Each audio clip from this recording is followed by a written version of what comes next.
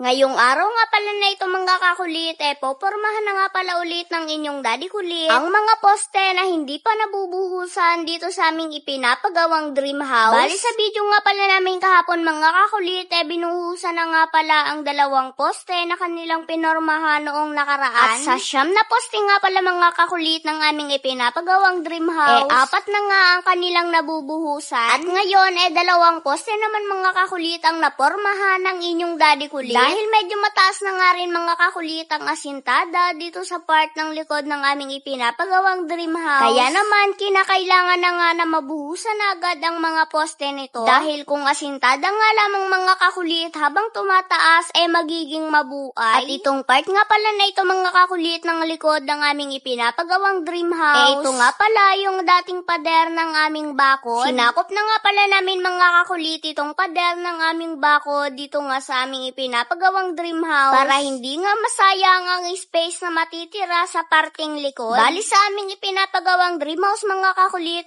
magpa-firewall na nga lamang kami. At itong aming ipinapagawang dream house na ito mga kakulit ang magiging kusina nga pala nito yung dating kusina ng ating munting bahay kubo. Kaya naman kung inyong ang mapapansin mga kakulit ito nga ang aming ipinapagawang dream house nakadikit nga dito sa dating kusina ng ating munting bahay kubo. Kumbaga itong ipinapagawa naming dream house na ito mga kakulit, ito nga yung part ng kwarto, living area at dining area. Sapagkat may dati na nga tayong kusina dito kaya naman hindi na nga kami magpapagawa noon. O diba kaya naman kahit papaano makakabawas nga ito sa aming gastusin dito nga sa aming ipinapagawa. So bali mabalik nga pala tayo mga kakulit dito sa pinupormahan ng inyong daddy kulit. Bali after nga na mapormahan mga kakulit ng inyong daddy kulit yung dalawang poste dito nga sa part ng likuran, kanila na nga rin itong binuhusan para kapag napostehan na nga ito mga kakulit, pwede na nga ulit ipagpatuloy ang pag-aasintada.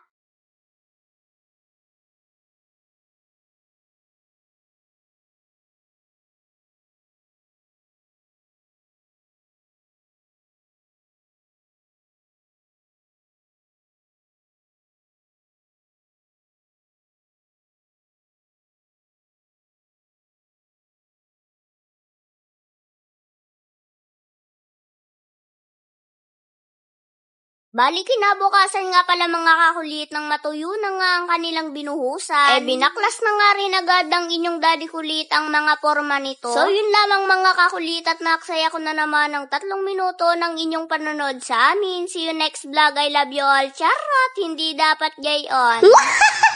Charot! 100. Yun, yan ang napanalunan ko agad ngayon. O, di ba? Yan.